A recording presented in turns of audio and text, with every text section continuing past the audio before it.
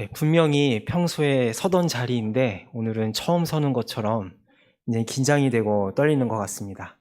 그러나 오늘도 오늘 주시는 하나님의 또 다른 은혜가 있을 줄을 믿음으로 함께 말씀 앞에 나아가기를 소망합니다.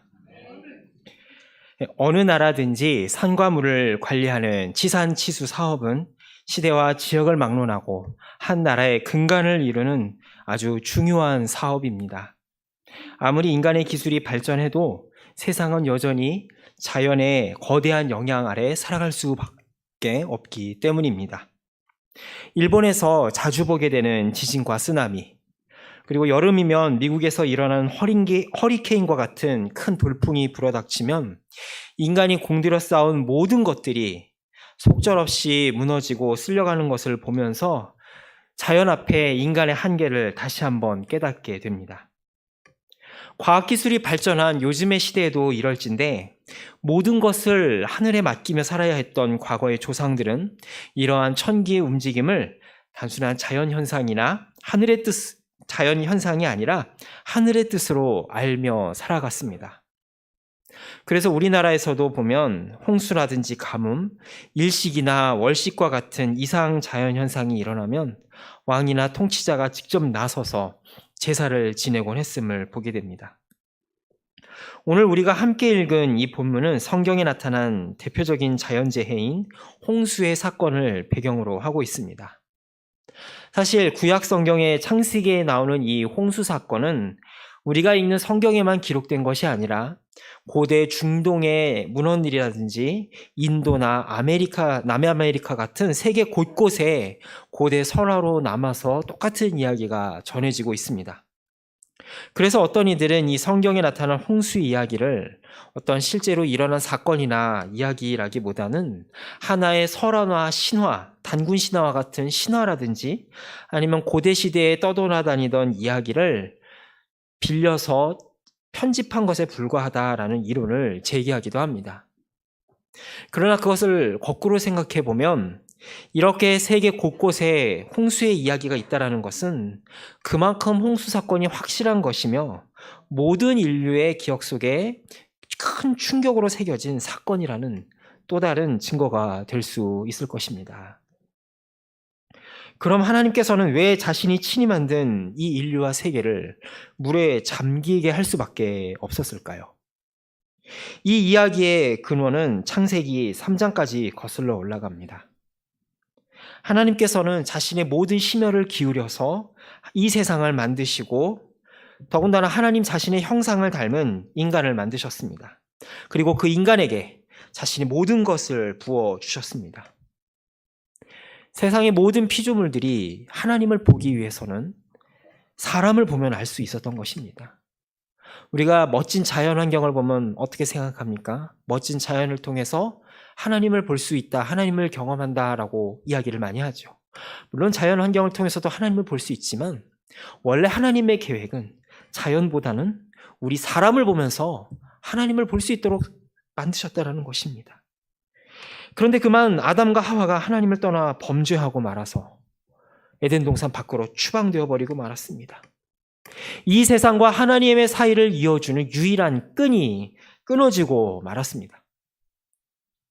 아담과 하와로부터 시작한 죄악은 그 두 부부에서 그친 것이 아니라 자녀들에게로 이어져 꼬리에 꼬리를 물고 이어졌으니 형 가인이 동생 아벨을 죽이는 끔찍한 사건으로 이어지고 말았습니다. 여러분, 죄를 지었으면 어떻게 해야 합니까? 실수를 저질렀으면 자신의 실수를 인정하고 회개하고 돌이키는 것이 마땅한 일이겠지요. 그런데 가인은 어떻게 했습니까? 그는 하나님께 돌이켜서 자신의 죄를 인정하고 돌이키는 대신에 여호와의 얼굴을 피하여 에덴의 동쪽 놋 땅으로 도망가서 에녹이라고 하는 성을 또 지어서 여호와의 얼굴을 피하며 살아가기 시작했습니다. 그리고 그 에녹성에서 자신을 닮은 또 다른 가인들을 낳으며 번성하기 시작했습니다. 창세기 4장을 보면 이러한 가인의 자손들이 급격히 번성해가며 문명을 이루는 것을 보게 되는데 유발이라고 하는 사람은 수금과 퉁소를 잡는 조상이 되었으며 두발가인은 구리와 쇠를 만들어내는 자들의 조상이 되게 됩니다. 그리고 이렇게 이어진 가인의 후손 중에 라멕은 사람을 죽여놓고 이렇게 외칩니다. 내가 사람을 죽였고 나의 상함으로 말미암아 소년을 죽였도다. 가인을 위하여는 벌이 7배일진데 라멕을 위하여는 벌이 77배이리로다 라고 비웃고 있습니다. 자신의 유익을 위해서 사람의 목숨이나 한 영혼의 가치를 파리 목숨처럼 여기는 것을 당연시하는 이 라멕의 비웃음은 라멕으로만 그치는 것이 아니라 후대로 이어지게 되지요. 역사상 수많은 왕과 황제들과 통치자들은 자신의 권세와 권력을 위해서 수많은 이들의 목숨을 희생시키는 것을 당연시하였음을 우리는 보게 됩니다. 하나님께서는 각 사람에게 귀한 재능과 달란트를 주셨습니다.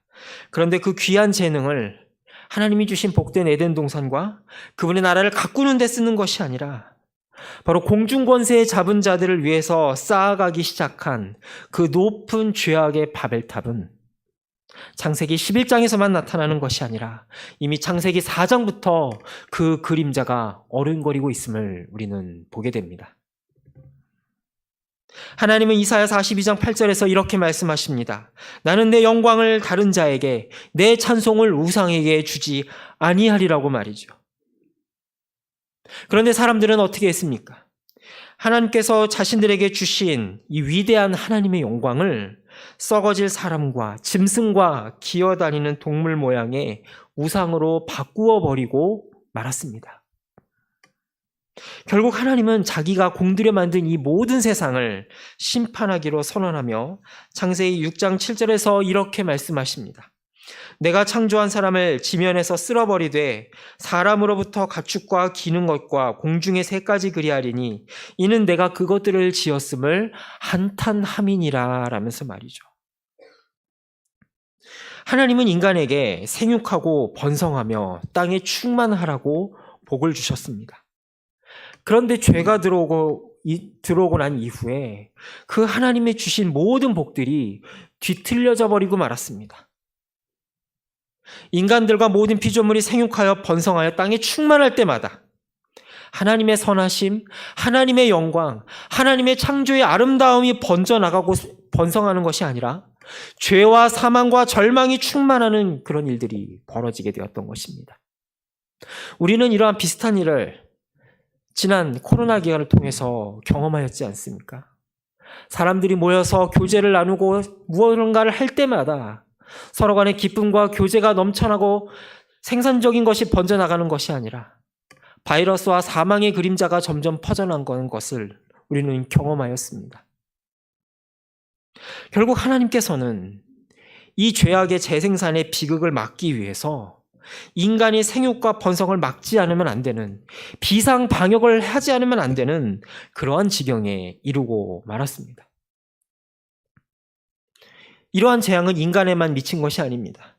인간은 하나님을 대신한 모든 지상세계 피조물의 대리자였기에 인간의 죄로 인해서 아무 죄도 없는 다른 동식물들과 피조물들까지 함께 심판의 자리에 이르게 되었습니다. 그러나 하나님은 이렇게 멸망을 향하여 치닫는 세상과 하나님 사이에 마지막 끈을 남겨두셨으니 그가 바로 노아였습니다. 하나님은 그에게 곧 있을 심판의 소식을 알리시며 노아는 하나님의 명령에 따라 방주를 짓게 됩니다. 그리고 그 방주에 노아의 가족들과 하나님께서 친히 택하신 동식물 한 쌍씩을 방주에 드리게 됩니다.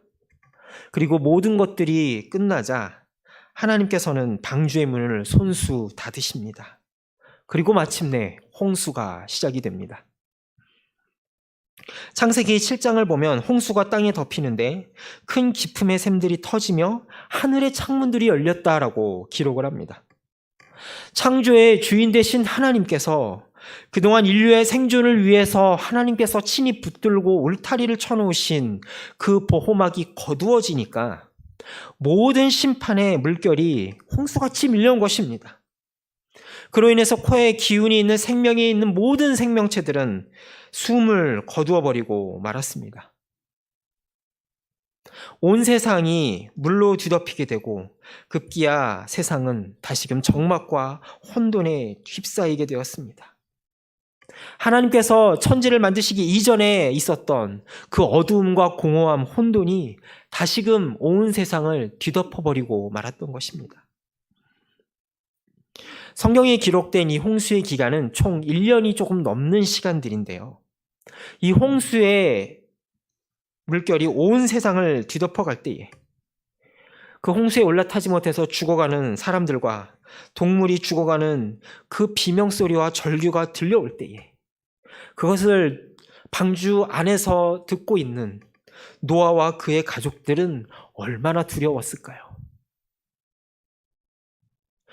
방주를 두들기면서 살려달라고 외치는 그 사람들과 동물의 비명소리를 들으면서 노아와 그의 가족들은 내가 특별해서, 내가 잘나서 이 방주에 올라탔다라고 생각을 하였을까요? 그렇지 않았을 것입니다. 나도 저 방주 바깥에서 죽을 수밖에 없는 운명이었는데 하나님께서 나를 특별히 건져주셨다라는 생각을 하지 않을 수 없었을 것입니다. 그렇다면 그 사람들과 동물들이 죽어가는 그 비명소리를 듣는 하나님의 마음은 어떠하였을까요? 너희들 내 말 안 듣고 스스로 갈 길 가더니 잘됐다, 통쾌하다라며 시원해 하셨을까요? 창세기 6장을 보면 하나님을 떠나 멸망을 향하는 이 세상을 향한 하나님의 마음을 대변하는 구절이 있습니다. 창세기 6장 6절은 이렇게 증언합니다. 땅 위에 사람 지으셨음을 한탄하사 마음에 근심하셨다라고 말이죠. 하나님이 아파하고 슬퍼하셨다는 것은 무엇을 의미합니까? 그만큼 하나님께서 우리 인간들에 대한 이 세상을 향한 기대와 소망이 크셨다는 것을 의미합니다. 그런데 기대가 크면 실망도 큰 법이죠. 그 우리를 향한 엄청난 기대가 고스란히 바뀌어서 분노와 좌절로 바뀌어버리고 말았습니다. 그러나 세상을 덮친 무서운 홍수의 물줄기는 단순히 하나님의 진노와 노여움이 전부가 아니었습니다. 그것은 하나님을 떠난 세상과 우리 인간들을 향한 하나님의 아픔의 눈물이요 통곡이었음을 우리는 알아야 됩니다. 그 말할 수 없는 아픔과 통곡의 눈물이 넘치고 넘쳐서 온 세상을 덮어버리고 남을 만큼 하나님의 마음은 이루 말할 수 없이 아프고 갈갈이 찢겨졌음을 우리는 성경에서 볼 수 있어야 할 것입니다. 이제 모든 것은 다시 어둠으로 되돌아갔습니다. 이 세상에 남아있는 생명체라고는 방주 안에 들어있는 노아의 가족과 소수의 동물들, 식물들 뿐입니다. 이제 하나님은 어떻게 하셔야만 할까요? 이 홍수의 사건을 지나며 중요한 전환점이 되는 포인트가 있는데 바로 창세기 8장 1절에서 성경은 이렇게 이야기합니다. 하나님이 노아와 그와 함께 방주에 있는 모든 들짐승과 가축을 기억하사 하나님이 바람을 땅 위에 불게 하심에 물이 줄어들었다라고 말입니다. 경기도의 여주 이천에 가면 도자기 공장들이, 전통 도자기 공장들이 있는데 저도 이제 어렸을 때 수학여행으로 자주 가보긴 했었는데요. 그곳에 가면 이제 장인들이 도자기를 굽는 모든 과정들을 볼 수 있습니다. 그런데 이 장인들이 맨 마지막에 하는 일이 있습니다. 그것은 바로 모든 과정을 마치고 풀무불을 지나온 이 도자기가 자기 마음에 들지 않으면 가차없이 깨버리는 것입니다. 보통 사람인 우리가 보았을 때는 예쁘기만 하고 멀쩡해 보이는데 그 전문가의 눈이 보인 장인들이 봤을 때는 성에 차지 않는 것이죠. 그래서 그냥 그거를 깨버리는 것입니다. 하나님께서도 노아의 홍수를 통하여서 하나님의 실패작인 우리들을 깨버리고 다시 만들면 될 일입니다. 만일 그렇게 되었다면 성경의 이야기는 조금 달라졌을 것입니다. 아니, 어쩌면 우리는 이 자리에 있을 수 없었을 것입니다. 우리 역시 죄인된 아담의 후손이기 때문이죠. 그런데 하나님께서는 놀랍게도 못난 우리들의 모습을 그대로 받기로 결심하십니다. 끝날 것 같지 않았던 홍수가 마침내 끝을 맺게 되고 노아의 가족들은 그 안에 탔던 모든 동물들, 식물들과 함께 땅에 내려오게 됩니다.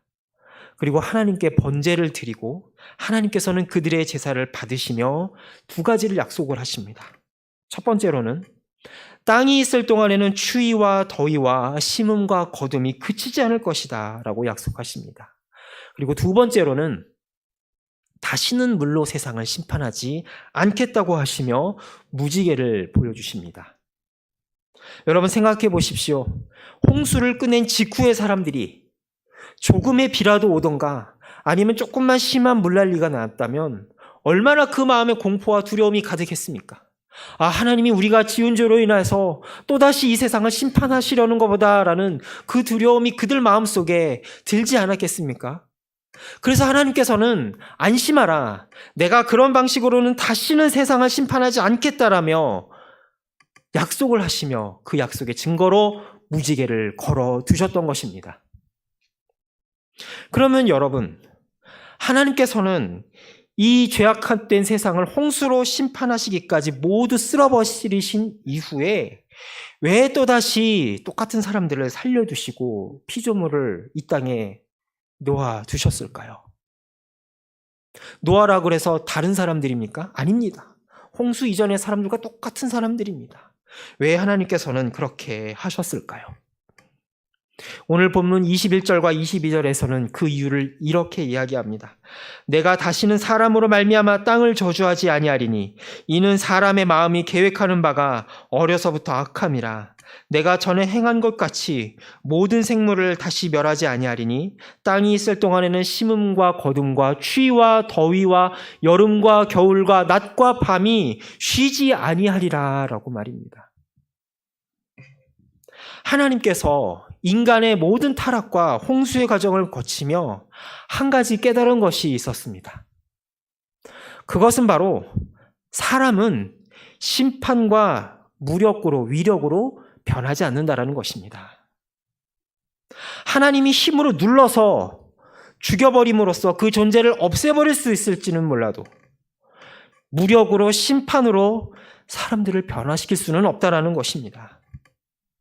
여러분, 만일에 5살짜리 꼬마 아이와 다 큰 어른이 한 자리에 있다고 한다면 그 어른의 참된 어른다움은 어디에서 나오는 걸까요? 5살짜리 꼬마와 다 큰 어른이 사실 여러 면에서 비교가 되지 않죠. 그렇다면 여러분, 어린아이 앞에서 보여줄 수 있는 어른다움은 어디에 있는 것입니까? 참된 어른다움은 5살짜리 어린아이의 자리로 낮아지는 데 있는 것입니다. 다 큰 어른이 초등학교도 못 들어간 그 5살짜리 어린아이 앞에서 나 너보다 아는 것도 많어, 너보다 힘도 세, 너보다 가진 것도 많아라며 자기의 힘자랑을 하는 어른은 없습니다. 그런 어른은 없지요. 만일에 여러분 다 큰 어른이 정말로 그 꼬마아이 앞에서 나 너보다 가진 것도 많고 힘도 세고 아는 것도 많아라고 진지하게 본인의 힘자랑을 한다면 본인의 지능 수준이 5살이라는 것을 스스로 드러내는 것이겠죠. 하나님께서 5살짜리 어린아이만도 못한 우리 인간들에게 자기가 가진 힘의 능력이 아주 조금만 보여주었을 뿐인데도 이렇게 온 세상이 휩쓸려 나가는 것을 보시며 아차하신 것입니다. 아, 맞다. 나는 하나님이지. 나는 저 5살짜리 꼬마 아이만도 못한 저 인간들하고는 전혀 다른 존재지. 저들이 저렇게 수시로 나를 변덕스럽게 배신하고 떠나고 나의 마음에 생채기를 내기를 반복해도 그들에게 화를 방법으로 똑같이 내리고 심판을 내린다면 그것은 나 스스로의 명예와 영광에 맞지 않을 것이다. 아무리 세상이 나를 힘들게 한다 그래도, 아무리 나를 떠난다고 하더라도 나는 하나님으로서의 품위와 영광과 신실함과 어른다움의 자리를 잃지 않으리라. 다시는 이러한 방식으로 세상을 심판하지 않으리니 땅이 있을 동안에는 심음과 거둠과 추위와 더위와 여름과 겨울과 낮과 밤이 쉬지 아니하리라. 나는 하나님 여호와다 라면서 말이죠. 이러한 하나님의 성품을 시편 기자는 어떻게 노래합니까? 여호와께 감사하라. 그는 선하시며 그 인자하심이 영원함이로다라고 노래합니다. 그리고 마침내 독생자 예수께서 이 땅에 오셔서 우리에게 이렇게 말씀하십니다. 하나님이 세상을 이처럼 사랑하사 독생자를 주셨으니 이는 그를 믿는 자마다 멸망하지 않고 영생을 얻게 하려 하심이라라고 말이죠. 하나님께서는 얼마든지 자기가 가진 힘과 능력과 전능하심, 그분이 가진 무한한 능력을 홍수를 통해서, 자연재해를 통해서, 온갖 기적을 통해서 사람들에게 실력 행사를 하실 수 있는 분입니다. 실제로 여러분 성경을 통해서 수많은 기적을 보게 되지 않습니까? 그러나 하나님께서는 본질적으로 그런 식으로 사람들과 세상을 향하여 자신의 힘자랑을 하지 않기로 결단하셨습니다. 그것은 하나님다운 방법이 아니기 때문이죠. 대신에 하나님은 어떻게 하기로 하셨습니까? 그 본인이 가진 주체할 수 없는 힘과 능력을 5살짜리 어린아이만도 못한 우리들에게 자랑하는 것이 아니라 본인 스스로에게 적용하기로 결단하셨습니다. 왜일까요? 하나님의 경쟁 상대는 이 세상에 있는 어떤 피조물이 아니요 하나님 자신이기 때문입니다. 그럼 하나님께서는 본인이 가진 그 무한한 능력과 힘을 어떻게 본인에게 적용하셨을까요? 사도 바울은 빌립보서에서 이 사실을 이렇게 증언합니다. 그는 근본 하나님의 본체시나 하나님과 동등됨을 취할 것으로 여기지 아니하시고 오히려 자기를 비워 종의 형체를 가지사 사람들과 같이 되셨고라고 말입니다. 세상은 홍수 이후에도 여전히 죄악이 번성합니다. 하나님의 마음을 아프게 하는 일들은 과거에도 있었고 지금도 이어지고 있고 앞으로도 계속될 것입니다. 그렇다면 여러분, 홍수를 통해서 달라진 것은 무엇일까요? 홍수를 통해서 세상이나 인간들이 변한 것이 아니라 바로 하나님이 달라지셨습니다. 홍수 이후에도 똑같은 일은 반복되겠지만 하나님께서 정하신 바로 그 D-Day가 오기까지, 바로 새 예루살렘 성이 하늘에서부터 임하여 모든 만물을 새롭게 하는 그날이 오기까지 하나님은 다시는 그런 식으로 세상을 심판하지 않겠다는 자기 다짐이 무지개에 나타나 있음을 우리는 보게 됩니다. 그런 의미에서 홍수의 사건은 인간이 회개해서 하나님께 돌이키거나 아니면 사람들이 자신의 잘못을 깨달아서 정신을 차려서 하나님께 돌이킨 사건이 아니고 오히려 인간을 통해서 하나님께서 돌이키신 하나님의 회심 사건입니다. 오늘도 태양은 동쪽에서 떠서 서쪽으로 지고 있으며 1년 365일과 24시간은 여전히 우리들에게 주어지고 있습니다. 이 공정과 자전의 주기와 축이 조금만 어긋나도 우리가 사는 세상은 태양에 빨려 들어가서 타서 없어지거나 아니면 꽁꽁 얼어붙어서 얼음장이 되고 말 것입니다. 여러분, 이것이 그냥 자연적으로 일어나는 일일까요? 이 일은 결코 그냥 일어나는 일이 아닐 것입니다. 바로 하나님께서 하나님의 신실한 변함없는 손으로 우리가 사는 세상을 붙드시기 때문에 가능한 일이며, 지금만 붙드시는 것이 아니라 여전히 노아 시대와 같이 죄악과 실수투성이인 우리들의 삶을 붙들어 주시기 때문에 가능한 일임을 볼 수 있기를 소망합니다. 그러면은 하나님께서 오늘 우리에게 요구하시는 것은 무엇일까요? 우리에게 남은 책임은 무엇일까요? 주께서 우리를 향해 돌이키시고 손을 내미신 것처럼 이제는 우리가 주님께로 돌이킬 차례입니다. 노아가 하나님의 부르심에 응답하여 세상을 잇는 제2의 아담이 된 것처럼 오늘 우리를 통하여서 멸망해가는 세상의 끈이 되어주며 방주가 되어주기를 주님은 원하십니다.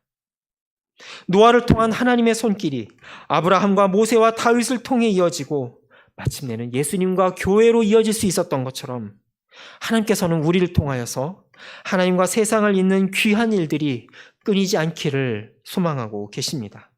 이 부르심에 응답하여 우리 교회와 성도 모두가 이 시대에 노아로 살아가는 귀한 은혜가 있기를 소망합니다. 기도하겠습니다. 우리가 아직 죄인 되었을 때에, 우리가 죄인임을 깨닫지도 못하던 때에 우리를 위해 모든 것을 내어주신 하나님 아버지, 이 시간 우리로 하여금 하나님 아버지의 사랑을 깨달아 주님께로 돌이킬 수 있는 은혜를 더하여 주시옵소서. 주께서 어리석은 우리를 향하여 먼저 돌이키시고 손 내미신 같이 우리도 주님을 향하여 손을 내밀 수 있는 은혜를 주옵소서.